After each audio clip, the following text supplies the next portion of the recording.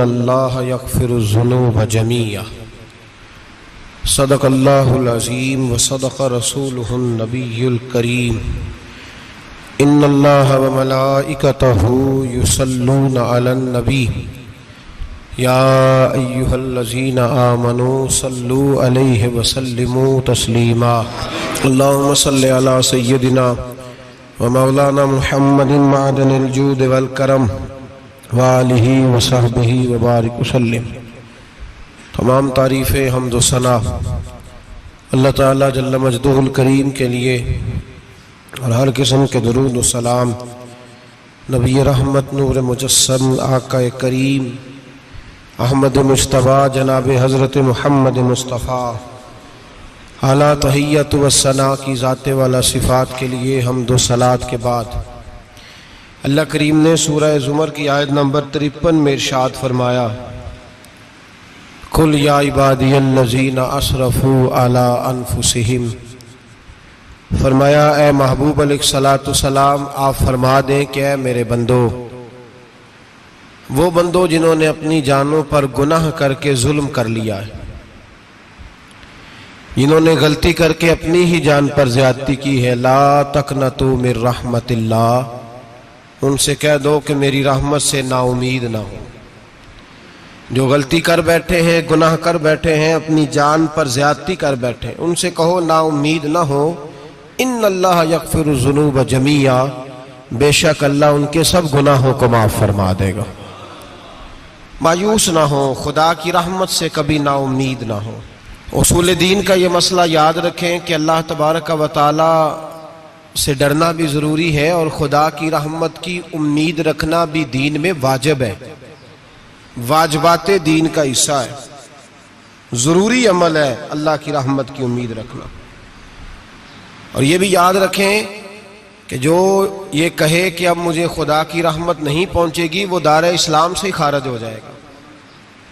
مسلمان کو کہا گیا ہے کہ وہ کبھی مایوس وقت نہ گزارے، کسی جگہ بھی اپنی امید کو ٹوٹتا ہوا نہ پائے، ہمیشہ تر و تازہ رہے، ہمیشہ اس کا ذہن مہکتے پھول کی طرح رہے، ہمیشہ وہ یہ سوچے کہ میرا رب میرے لیے ہر دروازہ کرم کھول دے گا، اور میرا رب میرے اوپر خاص ہی نظر کرم فرمائے گا۔ ہمیشہ ہمیشہ یہ یاد رکھیں۔ میرے عزیز دوستو، رحمت الہی اللہ تبارک و تعالی اپنے بندے پر خاص رحمت کرنے والا ہے۔ میرے حبیب کریم سید عالم صلی اللہ علیہ وسلم نے فرمایا، اللہ کریم نے بندے کو، مخلوق کو پیدا کرنے سے پہلے جو تحریر سب سے پہلے لکھی تھی نا، اللہ نے اپنے پاس جو جملے سب سے پہلے لکھے تھے بندے بنانے سے بھی پہلے، وہ فکر یہ تھے کہ ان رحمتی سبقت اعلی غضبی، رب کریم نے لکھا تھا بے شک میری رحمت زیادہ ہے، میرا غضب زیادہ نہیں ہے۔ اس نے لکھا تھا کہ میری رحمت ہمیشہ میرے غضب پر غالب رہے گی، غلبہ رحمت کا ہے۔ ہمارا معاملہ یہ ہے کہ ہم رحمت الہی کے امیدوار ہی نہیں ہوتے، معاذ اللہ، بندوں سے امیدیں لگاتے ہیں، دنیا داری کی طرف دیکھتے ہیں، یا اپنی عقل پر، اپنی ذہانت پر، اپنے بازو کی قوت پر بھروسہ کرتے ہیں۔ اگر ہماری توجہ اللہ کی رحمت کی طرف ہو جائے تو میرے نبی پاک نے فرمایا تو رب کے بارے میں جیسا گمان کرے گا اللہ بھی تیرے لیے ویسا ہی بن جائے گا، اللہ ویسا بن کے تجھے نوازے گا۔ اگر تیرا یہ ذہن بن جائے نا کہ جو اللہ مجھے دے گا وہ مجھے ہی دے گا، تو اللہ تبارک و تعالی سب سے بڑھ کر تجھے ہی عطا فرمائے گا۔ لیکن امید رب کری اور امید رحمت کی، اس کے کرم کی، اس کی عطا کی۔ ہاں ایک پہلو ضرور سوچ کے رکھنا چاہیے اس موضوع پر، ساری دنیا نکما کہہ دے تو بیٹا ماں باپ کے نزدیک نکما نہیں ہوتا۔ باپ بیچارہ ایک غلطی بچہ کرتا ہے تو وہ جاتا ہے، دوسری کرتا ہے تو جاتا ہے، تیسری جگہ بھی اس کے حصے کی معافی مانگنے جاتا ہے، بڑا کچھ کرتا ہے۔ پھر ایک وقت آ ہی جاتا ہے کہ جب باپ مجبور ہو کے اخبار پہ اشتہار دیتا ہے کہ میں نے اسے آگ کر دیا ہے، اب میں اس کے سیاہ سفید کا مالک۔ کیا خیال ہے آپ کا؟ پہلی غلطی پہ ابا جی ایسے کر دیتے ہیں جی، دوسری پہ کرتے ہوں گے۔ کب کرتے ہیں؟ جب بولے جب حد ہو جاتی ہے، اور ایک دو اشتہار نہیں ہوتے.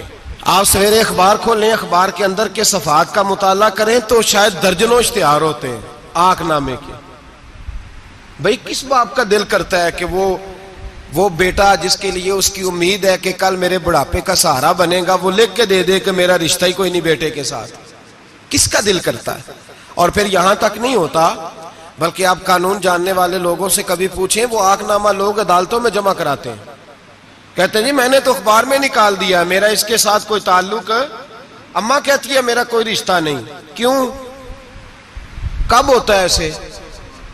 جب بچہ حد کر دے, جب بچہ 1 2 3 4 غلطیوں پہ ایسا, اللہ بھی بندے کو سزا دیتا ہے, لیکن کب؟ جب بندہ باز ہی نہ آئے, بندہ توبہ کرے ہی نہ, رجوع ہی نہ کرے, سوچے ہی نہ کہ مجھے اللہ کی بارگاہ میں جانا چاہیے. ہم لوگ اپنا ایک ذہن بنا کے زندگی گزارتے ہیں, ایک ذہن بنا کے, بلکہ لوگ گناہوں کے نام بدل بدل کے وقت گزارتے ہیں. ہم اپنے نفس کا بت بنا کے سارا وقت اسی کی پوجا پہ معاذ اللہ لگا دیتے ہیں. بس یہ ٹھیک ہے, یہ ٹھیک ہے اور یہ ٹھیک ہے, چوتھی بات صحیح کوئی نہیں. اسی کے اندر ہم الجھے رہتے ہیں میرے بھائی. رحمت الہی کا غلط تصور اپناتے ہیں. او میرے بھائی, کسی بندے کی مجبوری تو معاف ہوتی ہے, لیکن اگر کوئی جان بوجھ کے زیادتی کرے تو وہ معاف, اس کی معافی. جس بچے کو پتا ہو نا استاد کو کہ اس کے واقعی گھر میں فوتگی ہو گئی تھی, استاد اسے سزا نہیں دیتا.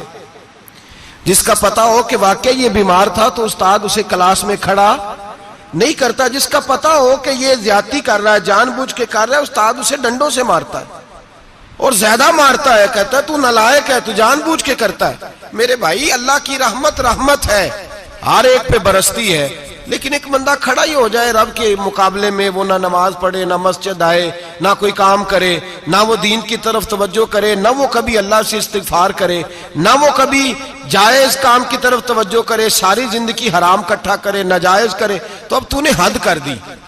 تیرے پاس غضب آیا نہیں, بلکہ تو نے غضب کو آواز دی ہے. تو نے اللہ کے غضب کو, بولیے, اللہ کے غضب کو, غضب ہونا اور ہوتا ہے اور غضب کو آواز دینا, بولیے, غضب کو آواز دینا, ان میں فرق ہے میرے بھائی, یاد رکھیں. ہم آواز دیتے ہیں غضب کو, غضب ہوتا نہیں. دیکھیں نبی کریم صلی اللہ علیہ وسلم, اور یہ حدیث آپ نے یاد رکھنی ہے, یہ یاد رکھنی ہے. نبی پاک صلی اللہ علیہ وسلم نے نا بہت کم لوگوں کو بیوقوف کہا ہے. ہمارے زمانے میں تو عام لفظ ہے نا بیوقوف کہنا. اللہ کے رسول صلی اللہ علیہ وسلم نے بہت کم لوگوں کو بیوقوف کہا ہے. مسند امام احمد بن حنبل کی حدیث ہے, نبی کریم علیہ الصلوۃ والسلام نے فرمایا وہ احمق ہے, وہ بیوقوف ہے. نبی پاک فرما رہے ہیں, اور میں نے کہا کم لوگوں کو حضور بیوقوف کہتے تھے. نبی کریم علیہ الصلوۃ والسلام نے فرمایا وہ بندہ بیوقوف ہے جو سارا دن اللہ کی نافرمانی کرتا ہے اور پھر بھی رب کی رحمت کی امید کرتا ہے, تو بیوقوف ہے. صبح سے شام تک لگا ہوا ہے, میں نے نہیں اللہ ماننی, میں نے نہیں تیری ماننی, معاذ اللہ میں نے نہیں ماننی. شام ہوتی ہے تو کہتا ہے اللہ بڑا مہربان ہے, بخش دے گا. تو بیوقوف ہے, تو بیوقوف ہے. تو بتانا کیا مجبوری تھی نماز نہ پڑھنے کی؟ کس نے تجھے گن پوائنٹ پہ کہا تھا حرام کھانے کو؟ اور فلاں آدمی کی تو نے غیبت کی تو تیرا اس میں کیا فائدہ تھا؟ یہ جو تو نے صرف 10 بندوں کو ہنسانے کے لیے جھوٹا لطیفہ سنایا, اس میں تیرا کیا نفع تھا؟ تو صبح سے شام تک نافرمانی کرتا ہے, شام کو کہتا ہے اللہ کریم ہے معاف کر دے گا, اللہ مہربان ہے معاف کر دے گا. استاد مہربان ہوتا ہے کہ نہیں؟ فیل کیوں کرتا ہے امتحان میں؟ بولے, استاد باپ ہوتا ہے نا, اس کا دل کرتا ہے شاگرد فیل ہو جائے, تو کیوں کرتا ہے؟ لیکن شاگرد نے زیادتی کی, اس نے پڑھا نہیں. اس نے, میں نے کہا باپ آنکھ نامہ لکھواتا ہے, مجبور ہو کے لکھواتا ہے نا. او بھائی یاد, بڑی پیاری مثال ملا رومی لکھتے ہیں, کہتے ہیں میرے گاؤں کی ایک بی بی تھی, اس بی بی نے ایک بچڑا پالا ہوا تھا. دیہاتوں میں نا بوڑھی مائیں بچڑے کو پیڑا دیتی تھی اور نام بھی رکھ لیتی تھی. کسی نے مٹھو نام رکھا ہوتا تھا, کسی نے کوئی نام. کہتے ہیں ماں نے بچڑا رکھا ہوا تھا, اماں اس کو آواز دیتی تو بچڑا دوڑا آتا, اماں اس کو پیڑا کھلاتی. بچڑا بڑا پیارا تھا, جوان ہو گیا. اماں اس لیے بچڑا پال رہی تھی کہ جب بچڑا بڑا ہو جائے گا تو ہل کے اندر بچے اسے لگائیں گے, کھیتی میں ہل چلائیں گے. بچڑا بڑا ہو گیا, اماں کے بیٹے کہنے لگے اماں لا تو نے بڑا کھلا پلا لیا، اس سے کوئی کام لیتے ہیں۔ حال کے آگے لگایا تو کہنے لگا میں نے تو نہیں چلنا۔ اماں کے پاس آئے، کہنے لگے یہ نہیں چلتا۔ اماں کہنے لگی چلو ٹائم دو تھوڑا، سمجھ جائے گا۔ پھر موقع دیا، پھر آئے، کہا اماں اب تو ہم نے اس کے ناک میں نکیل بھی ڈال دی ہے لیکن اب بھی یہ حل میں چلنے کو تیار ہے۔ ملا رومی رحمت اللہ علیہ فرماتے ہیں پھر کہا اماں سے، اماں کہنے لگی چلو تھوڑا ٹائم اور دے دو، سیانا ہو جائے گا۔ تھوڑا ٹائم اور دیا، ڈنڈے بھی مارے لیکن وہ سیانا ہونے کو تیار ہے۔ اب اماں کے پاس آئے تو اماں مجبور ہو گئی، دل نہیں کرتا تھا، کہنے لگی جاؤ پھر کسائی کے ہاتھ بیچ ڈالو۔ وہ گیا کسائی کے پاس، اسے کاٹا گیا، اس کی کھال اتاری گئی، اس کے چھوٹے چھوٹے پیس کر کے کھا گئے لوگ۔ وہ مار ہو رہی تھی، لوگوں نے اماں سے کہا تجھے تو بڑا پیارا تھا، تو نے کٹوا کو دیا۔ تو اماں کہنے لگی پیارا تو بڑا تھا پر مانتا نہیں تھا، پیارا بڑا تھا، کاش بات مانتا، مقصد پورا کرتا تو کبھی بھی کاٹا۔ بھائی رب کریم نہیں چاہتا بندہ دوزخ میں جلے، اللہ کی رحمت نہیں چاہتی جہنم میں جلے، پر بندہ مانتا ہی نہیں، یہ تیار ہی نہیں ہوتا۔ یہ سویا ہوا ہے سویرے، یہ وہ گپے لگا رہا ہے، عصر کے وقت چوراہے پہ کھڑا ہے، نماز پڑھنے نہیں آیا۔ اس نے ساری زندگی میں درجنوں لطیفے سیکھ لیے، ہزاروں کہانیاں سیکھ گیا، قرآن پاک پڑھنا نہیں سیکھا۔ اس نے زندگی کی ہر چالاکی سیکھ لی ہے، نہیں سیکھی تو اپنے رسول کی حدیث نہیں سیکھی، نہیں سیکھا تو دین کی ضروری باتوں کو نہیں سیکھا۔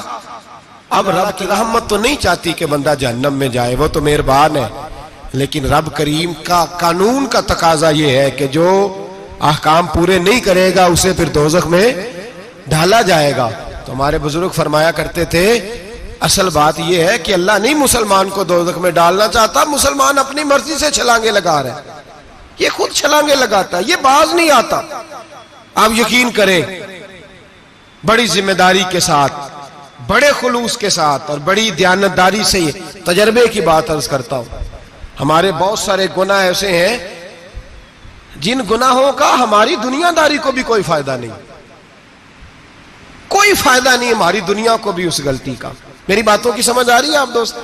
کچھ گناہ ایسے ہیں، ایک تو ہوتا ہے کہ دنیا کا کوئی فائدہ ہو، اس گناہ میں ہماری دنیا کا بھی کوئی فائدہ۔ جو آدمی جھوٹے لطیفے سناتا ہے، جھوٹ بولتا ہے، جھوٹ کوئی فائدہ نہیں اسے، لوگ 10 منٹ ہنستے ہیں اور باہر جا کہتے ہیں یار یہ تو کوئی غیر سنجیدہ آدمی ہے، وہ عقل ہی نہیں۔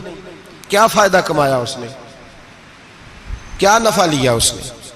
جو آدمی بڑھ بڑھ کے باتیں کرتا ہے، 2 4 5 10 آدمیوں کی غیبت کر جاتا ہے، لوگ کہتے ہیں یار بڑا چغل خور ہے، کیا کمایا اس نے زندگی میں؟ کچھ حاصل کر لیا اس نے؟ ہمارے بہت سارے گناہ میرے بھائی وہ ہیں جن کا ہماری دنیا کو بھی کوئی فائدہ نہیں، تو کیوں نہ ہم ان گناہوں کو چھوڑ دیں تاکہ ہمارے دین کو تو فائدہ ہو جائے، دین کو تو فائدہ ہو جائے۔ صرف زبان کے ذائقے ہیں، کچھ دیر کے لیے ہماری طبیعت کے تقاضے ہیں، 10 منٹ کی مسکراہٹ ہے جس کے لیے ہم اللہ تبارک و تعالیٰ کا قانون توڑتے پھرتے ہیں۔ میرے حبیب کریم علیہ السلام نے مسلمان کو کہا ہے کہ تیرا رب تو چاہتا ہے کہ بس تو آ جا، وہ تجھ پہ رحمت نازل کر دے گا۔ آنا تو شرط ہے کہ نہیں؟ آنا تو شرط ہے کہ نہیں؟ اچھا چلیں یہ بتائیں، جو آدمی 1 سے لے کر 31 تاریخ تک ڈیوٹی کرے اس کو تنخواہ لینے جانا پڑتا ہے کہ تنخواہ گھر آ جاتی ہے؟ بول کے بتائیں۔ پھر بھی جانا پڑتا ہے، وہ کہے میں نے ڈیوٹی پوری کی ہے، پھر بھی جانا پڑتا ہے۔ ڈیوٹی پوری کرنے کے باوجود تجھے تنخواہ لینے، اور ہو سکتا ہے کہ یہ بھی کہا جائے ابھی آئی نہیں کل آنا، ہو سکتا ہے یہ بھی کہا جائے پرسوں آنا، یہ بھی ممکن نہیں کہ فوراً او خدا کے بندے تو آتا ہی نہیں خدا کی رحمت لینے، تو اس کے گھر کی طرف رجوع ہی نہیں کرتا، تو توجہ ہی نہیں کرتا، تو کہتا ہے اللہ مہربان ہے۔ بھئی مہربان تو ہے، تو رحمت لینے آیا ہے، تو نے کوئی بہانہ بنایا اس کی رحمت کا؟ اللہ کی رحمت قیمت نہیں مانگتی، بہانہ مانگتی ہے، پر بتانا تیرا کوئی بہانہ ہے کہ نہیں؟ میرے نبی کریم سید عالم صلی اللہ تعالی علیہ وسلم نے فرمایا رب قیمت کا سوال اور نہیں مانگتا، یقین کریں نہیں مانگ، بندے قیمت مانگتے ہیں۔ آپ 100 دفعہ مسکرا کے بات کریں، ایک دفعہ نہ کرے تو کہتے ہیں مولوی صاحب امیر ہو گئے، اب تو صحیح سلام بھی نہیں لیتے۔ ایک دفعہ ہو سکتا ہے بیچارہ پیٹ میں درد ہو رہی ہو، ہو سکتا ہے گھر کی کو بہت بڑی ٹینشن ہو سکتا ہے کوئی مجبوری ہو. بندے ہمہ وقت قیمت مانگتے ہیں, ہمہ وقت آپ تندرست ہیں, ہر وقت آپ قیمت ادا کرتے ہیں تو لوگ راضی ہیں. لیکن رب کہتا تو کوئی قیمت نہ دے, کوئی بہانہ ہی بنا لے, تیرا رب تجھ سے راضی ہو جائے گا. سنیں بڑی پیاری حدیث, بڑی خوبصورت حدیث, کنز المال میں دیگر کتب احادیث میں ہے. حضرت ابو ہریرہ رضی اللہ تعالیٰ عنہ فرماتے ایک بابا جی نبی پاک کی بارگاہ میں آئے, اور جب وہ واپس جانے لگے تو میں نے عمر پوچھی تو عمر تھی 96 سال. کہتے ہیں بزرگ جب آئے نا تو یہ بھویں جو ہے نا ان کی سفید ہو کے تو یوں آنکھوں پہ آ گئی. بڑی چھڑی بابا جی نے پکڑی ہوئی اور دونوں ہاتھ پکڑ کے نا چھڑی کے اوپر جھکے ہوئے ہیں ایک جانب. قربان جاؤں, کہتے ہیں جب وہ بزرگ مسجد میں داخل ہوئے تو میرے رسول نے کھڑے ہو کے استقبال فرمایا, کھڑے ہو, اور نبی کریم صلی اللہ علیہ وسلم نے آگے بڑھ کے بابا جی کو بازو سے پکڑا اور بٹھایا. حضور بیٹھ گئے. کہا بزرگوں کیسے آئے ہو؟ تو کہتے ہیں وہ بابا جی بات کرتے تو آنکھ کھول کے پہلے حضور کا چہرہ دیکھتے, پھر وہ بات کرتے تو ان کے لب و لہجے کے اندر بڑی پریشانی, بڑی تکلیف, بڑی مایوسی. عرض کرنے لگے یا رسول اللہ, حضور زندگی ساری گناہوں میں بیت گئی ہے, حضور غلطیاں ہی غلطیاں, یاد ماضی عذاب ہے, یا رب چھین لے مجھ سے حافظہ میرا. اے اللہ کے رسول بڑی لمبی فہرست ہے, پاپ ہی پاپ ہے, کالے سیاہ دفتر ہے. یا رسول اللہ صلی اللہ علیہ وسلم جب پلٹ کے دیکھتا ہوں حضور مجھے نیکی دکھائی نہیں دیتی. حضور اس عمر میں آپ کا ایک صحابی ملا ہے, اس نے بات سمجھائی ہے تو تھوڑا خیال آیا ہے, لیکن یا رسول اللہ صلی اللہ علیہ وسلم اب میرا وجود بیکار ہو گیا ہے, حضور بوڑھا ہو گیا ہوں. 3 باتیں کہیں بزرگوں نے اور نرالی کہیں. کہنے لگے یا رسول اللہ صلی اللہ علیہ وسلم, حضور اب تو میری کمر بھی سیدھی نہیں ہوتی کہ میں نماز ہی صحیح ادا کر سکوں, بوڑھا ہو گیا ہوں. یا رسول اللہ صلی اللہ علیہ وسلم اب میرے اندر طاقت نہیں کہ میں محنت مزدوری کر کے صدقے اور خیرات دے سکوں. یا رسول اللہ صلی اللہ علیہ وسلم اب میں تلوار لے کے جہاد بھی نہیں کر سکتا. حضور نہ میں لمبی نمازیں پڑھ سکتا ہوں, آقا نہ میں صدقات و خیرات دے سکتا ہوں, محبوبہ نہ میں دین کے لیے کوئی جہاد کر سکتا ہوں. بیکار وجود ہے, بیکار وجود کو تو گھر والے برداشت نہیں کرتے, بچے دعا کرتے ہیں یا اللہ ابا جی کو پردہ دے دے, اماں کو پردہ دے دے, بیکار ہو گیا ہوں اور آج آیا ہوں تو مجھ بیکار کو میرا رب قبول کر لے گا. آج کلمہ پڑھوں تو بیکار ہوں, کسی کام کا نہیں, نہ نماز نہ صدقات نہ جہاد, قبول کر لے گا. حضرت ابو ہریرہ فرماتے ہیں جیسے برسات میں بارش کی جھڑی لگتی ہے, یوں مصطفیٰ کی آنکھوں سے جھڑی لگ گئی. حضور کھل کے روئے, کھل کے. اور میرے حبیب پاک نے فرمایا بزرگوں بڑے مجاہد ہیں, دین کے لیے جہاد کرنے والے بڑے ہیں, رب کریم کو آپ کی تلوار کی اتنی حاجت نہیں.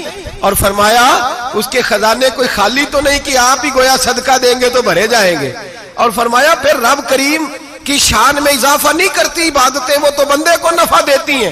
میں بزرگوں نہ آپ جہاد کریں, نہ آپ صدقات دیں, لا لمبی نمازیں پڑھیں, آپ صدق دل سے آ جائیں.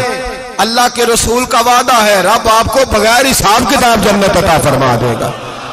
آنا تو شرط ہے کہ نہیں, آئیں تو صحیح, نہ پہنچے تو صحیح, آ جائیں. اس کو نہیں عادت صدقات و خیرات کی, جہاد کی, تبلیغ, آئے تو صحیح نا. ان العبد اذا اعترف ثم تاب تاب اللہ علیہ. میرے حبیب نے فرمایا بندہ جب رو کے کہتا ہے نا یا اللہ غلطی ہو گئی معاف کر دے, فرمایا میرا مالک اسے فوراً ہی معاف فرما دیتا ہے. تو آ تو صحیح, تو آتا ہی نہیں, تو آ ہی نہیں رہا, تو گھر میں بیٹھا ہوا ہے, تو سویا ہوا ہے, تو دکانداری کر رہا ہے, تو پیسے گن رہا ہے, تو آیا ہی نہیں, آ تو صحیح. بلکہ میرے نبی پاک فرماتے ہیں جب اللہ پاک کا بھاگا ہوا غلام آتا ہے پھر تو اللہ زیادہ راضی ہوتا ہے, پھر تو اللہ زیادہ راضی ہوتا ہے, زیادہ راضی ہوتا ہے. تو آ تو صحیح, پہنچ تو صحیح.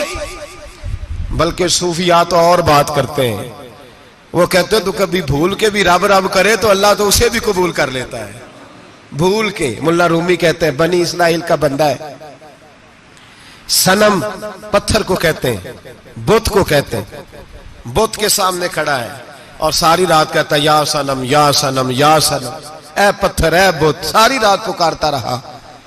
رات گہری ہو گئی, نیند کا غلبہ تھک گیا, سونے کے قریب آیا تو غلطی سے منہ سے نکل گیا یا صمد, یا صنم کی جگہ نکل گیا. رب کریم نے فرمایا جبریل دوڑ کے جا, جو مانگتا ہے اسے دے دے. حضرت جبریل عرض کرتے ہیں مولا بھول کے تیرا نام لے رہا ہے, بھول کے لے رہا ہے. تو رب کریم نے فرمایا چل نام تو میرا ہی لے رہا ہے نا, میرا لے رہا ہے نا. یا اللہ, وہ اللہ کریم نے فرمایا جھوٹے کے سامنے ساری رات کا کھڑا ہے, ساری رات کا پکار رہا ہے, اسے کچھ نہیں ملا تو سچے کا نام لیا ہے. اگر میں بھی کچھ نہ دوں اور بت میں اور مجھ میں فرق کیا رہ جائے گا. جا جو مانگتا ہے جھولی بھر کے دے, نام تو لیا ہے نا. او بھائی تو بہانا تو بنانا, وہ آ تو صحیح نا, تو یہاں آ جا, پہنچ جا, آ جا, بس بیٹھ جا. اس کی بارگاہ ناز میں حاضر تو ہو نا, تجھے فرصت ہی نہیں. تو یاروں کے لیے ٹائم نکالتا ہے, بازاروں کے لیے ٹائم نکالتا ہے, گلیوں کے لیے ٹائم نکالتا ہے, چوکوں چوراہوں کے لیے ٹائم نکالتا ہے, ہفتے میں ایک دن ہوٹلنگ کے لیے بھی جاتا ہے. لیکن کبھی چھپ کے 2 نفلوں کی تجھے توفیق نہیں ہوتی. اور میں کئی دفعہ کہہ چکا ہوں, جس بندے کو بغیر عبادت کے رزق زیادہ ملنے لگ جائے اس پر آزمائش ہوتی ہے رب کریم کی. اللہ فرماتا ہے اس کو پیسے دو, اسے آنے نہ دینا, اس کو چل پیسے دوڑ جا. لوگ سمجھتے ہیں میں بڑا ذہین و عقل مند ہوں, دیکھو میں اپنی ہوشیاری سے چالاکی سے آگے نکل گیا. تو آزمائش ہے, یہ تو آزمائش ہے رب کریم کی طرف سے, یہ تو اس کی خفیہ تدبیر ہے. میرے بھائی اس کی بارگاہ ناز تک جو آ گیا, آنا تو ہماری ذمہ داری ہے کہ نہیں, پھر اس کی رحمت آگے بڑھ کے استقبال کر لیتی ہے, پھر اللہ کا فضل اس کو تھام لیتا ہے اس بندے کو. اور خدا کی رحمت کتنی زیادہ ہے. میرے حبیب کریم سید عالم صلی اللہ علیہ وسلم نے فرمایا اللہ نے اپنی رحمت کے 100 حصے کیے. حضور فرماتے ہیں ایک حصہ اللہ نے دنیا میں نازل کیا ہے. کتنا؟ ایک حصہ. فرمایا یہ جو ماں بیٹے سے پیار کرتی ہے, باپ بیٹے کے لیے مزدوری کرتا ہے, جو بہن بھائی کے لیے روتی ہے, یہ جو بیوی شوہر کے لیے دعا مانگتی ہے, یہ جو بچے ماں باپ سے پیار کرتے ہیں, فرمایا یہ اس ایک رحمت کا نتیجہ ہے, ایک رحمت کا نتیجہ. تو صحابہ کہنے لگے یا رسول اللہ وہ 99 کدھر ہیں؟ نبی پاک نے فرمایا رب کریم نے سنبھالی ہوئی ہے, قیامت کے دن تمہیں عطا فرمائے گا. ابھی تو ایک نازل کی ہے, ابھی اللہ نے. ایک بزرگ تھے ہمیں تفسیر پڑھایا کرتے تھے, تفسیر کے استاد تھے. میں نے ان سے ایک دن کہا, میں نے کہا حضرت صاحب کچھ باتوں میں نا میں اڑ جاتا ہوں, میں اپنے آپ کو اتنا لائق نہیں سمجھتا, تو کہیں کہیں نا ذہن الجھ جاتا ہے, تو کبھی الجھ جاتا ہوں. ایک سوال کئی دنوں کا ہے, اصول تفسیر کا مسئلہ ہے, تو ذرا کچھ چیزیں ایسی ہوتی ہیں بزرگ کہتے ہیں جو کتابوں سے نہیں ملتی, صرف سینوں سے ملتی ہیں. کورس تو فقط لفظ ہی سکھاتے ہیں, یہ آدمی ہیں جو آدمی بناتے. میں نے کہا صاحب یہ سمجھ نہیں آئی کہ یہاں بھی صاحب وہاں بھی صاحب.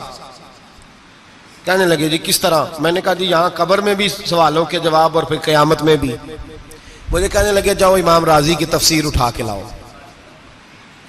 میں تفسیر ان کے سامنے لا کے رکھی تو کہنے لگے یہ سیدنا یوسف علیہ السلام کا واقعہ ذرا دیکھو تفسیر یوسف میں. اس میں ایک عجیب بات لکھی ہے.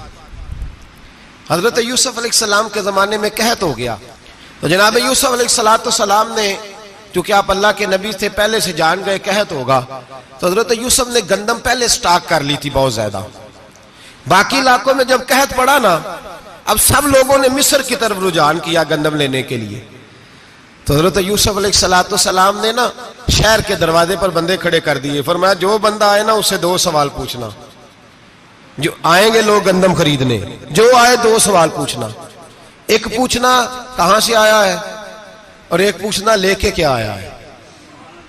ایک پوچھنا, سمجھ آ رہی ہے بات کی, اور دوسرا پوچھنا کہ لے کے سونا لے کے آیا ہے, چاندی گندم خریدنی ہے تو کیا چیز لے کے آیا ہے, کہ نگد پیسے لایا ہے, یہ پوچھ لینا. جو آئے 2 باتیں پوچھنا. ایک پوچھنا کہاں سے آیا ہے اور دوسرا پوچھنا کیا. ایک روایت میں 3 سوال بھی ہیں, لیکن فرمایا پوچھنا 2 سوال ضرور.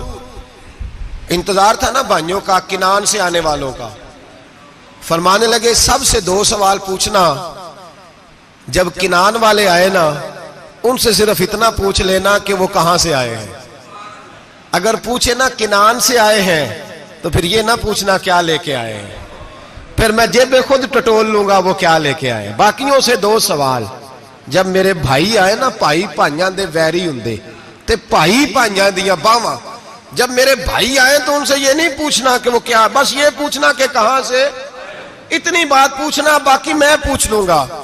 آپ فرمانے لگے رب بھی فرشتوں سے کہتا ہے تم قبر میں نا میرے بندوں سے زیادہ سوال نہ کرنا، بس یہ پوچھ لینا مجھے مانتے ہیں، میرے نبی کو مانتے ہیں. قبر میں تم اتنے سوال پوچھ لینا، باقی لے کے کیا ہے وہ میں خود ہی پوچھ لوں گا.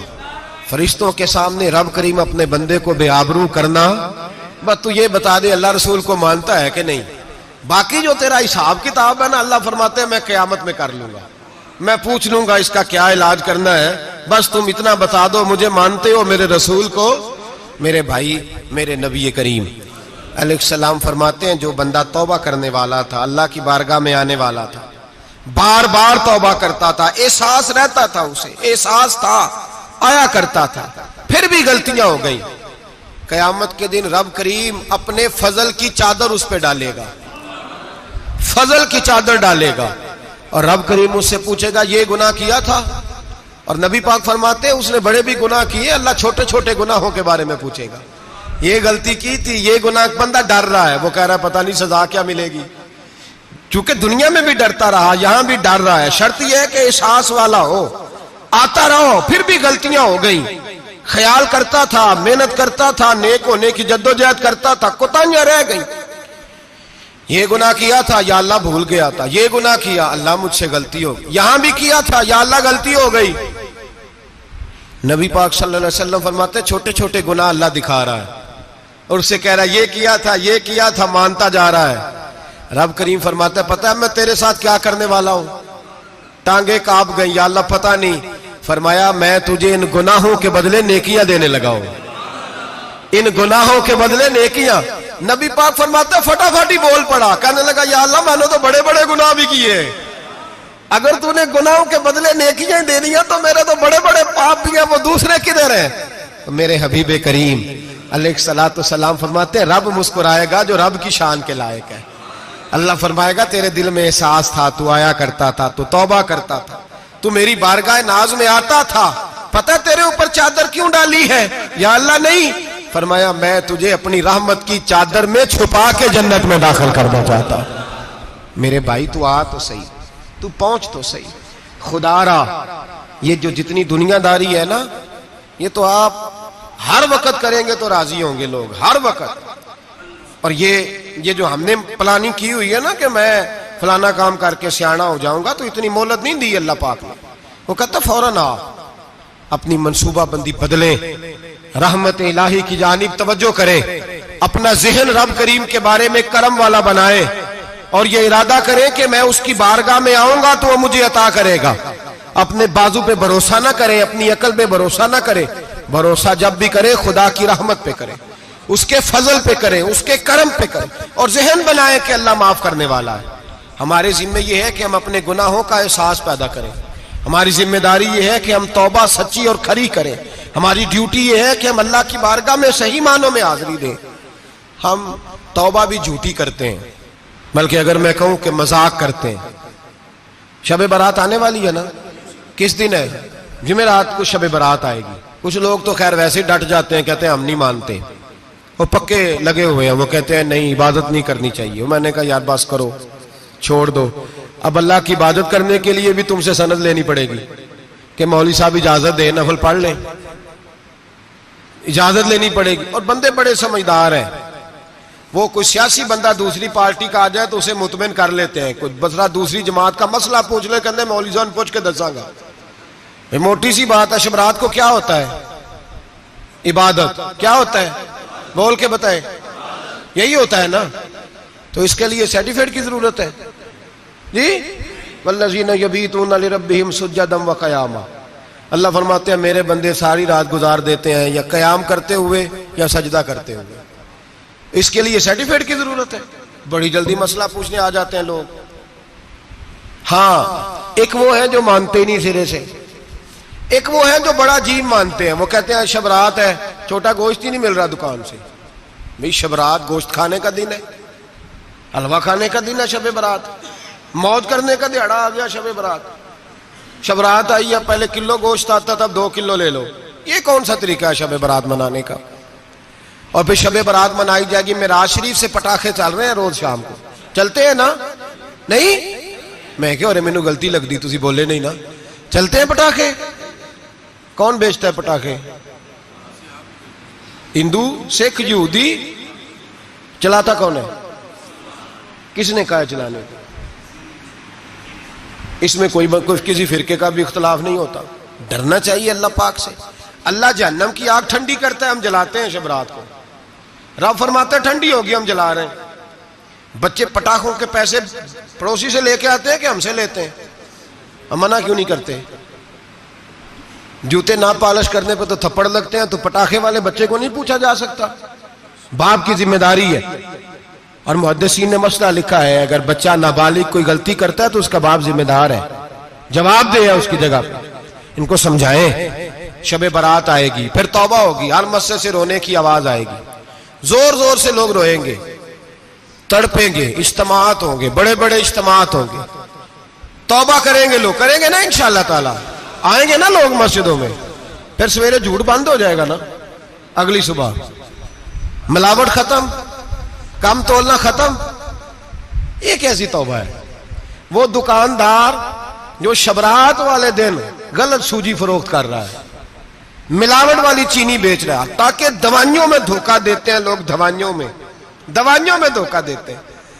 ایک ڈاکٹر خود مجھے کہنے لگے, وہ میرے دوست ہیں, ہلکا پھلکا کورس کیا ہوا ہے, کہتے میرے دوست ہیں کئی سارے لوگ, تو ایک ایسا ہی ہمارے شعبے کا آدمی تھا, تو اپنے ابا جی کو وہ ڈرپ لگانے لگا, تو ابا جی کہنے لگے پتر منو اصلی لا دے تیری مہربانی, منو اصلی لا دے تیری مہربانی, لوکھا علی نہ لا دے. یہ حال ہو گیا ہے. مجھے بتائیں وہ قوم اخلاقی طور پہ کتنی گر چکی ہے جو دوائیوں میں زہر بیچتی ہے, دوائیوں میں. اور میں انشاءاللہ کسی موقع پر تفصیل سے اس پر گفتگو کروں گا, بڑی تفصیل سے. میں نے بہت سی معلومات اکٹھی کی ہیں کہ کتنا ظلم کرتے ہیں یہ لوگ, لکھنے والے بھی, لانے والے بھی, بیچنے والے بھی, کتنے بڑے مجرم ہیں.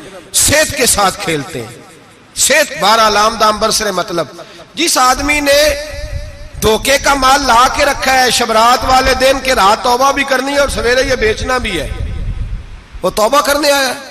جس نے دھوکے کا مال لا کے رکھا ہے کہ سویرے بیچنا ہے اور رات توبہ بھی کرنی ہے, وہ توبہ کر رہا ہے کہ مذاق کر رہا ہے؟ توبہ میری توبہ, استغفر اللہ, یا اللہ معاف کر دے, اونچی اونچی آواز میں رو رہا ہے, اور سویرے سارے چکر وہی ہیں. یہ کیسی توبہ ہے؟ توبہ کیا ہے؟ میرے نبی پاک علیہ السلام کے غلاموں نے توبہ کی تقسیم کی. حضرت حسن بصری سے کسی نے پوچھی توبہ کیا ہے, تو آپ نے فرمایا توبہ یہ ہے کہ جب تو توبہ کر لے تو پھر اس جگہ نظر نہ آنا جہاں کھڑے ہونے سے رب رسول ناراض ہوتے. اور فرمایا توبہ یہ ہے کہ جب تو نے توبہ کر لی پھر وہاں سے غیر حاضر نہ ہونا جہاں حاضری کا تجھے اللہ رسول حکم دیتے ہیں. یہ تیری توبہ ہے. اور اگر تو ایسا نہیں کرتا پھر تو نے توبہ نہیں کی, پھر تو نے مذاق کیا. میرے بھائی رحمت الہی آواز دیتی ہے کی طرف رجوع کریں, دوڑے اور رحمت کی امید رکھ کے آئیں. یہ سمجھ لیں کہ اللہ پاک, میں ایک بات اکثر کرتا ہوں, نبوت کا دروازہ بند ہوا ہے. داتا گنج بخش علی اجویری نے کہیں نہیں لکھا تھا کہ میرے بعد علی بن عثمان اجویری دوسرا نہیں آ سکتا. حضرت مجدد صاحب کہیں نہیں لکھ کے گئے کہ دوسرا مجدد الفسانی پیدا نہیں ہوگا. حضرت بہاءالحق نقشبند بخاری نے کہیں نہیں کہا کہ میرے جیسا ولی نہیں ہو سکتا. بزرگوں نے کبھی نہیں کہا. تو جدوجہد تو کر,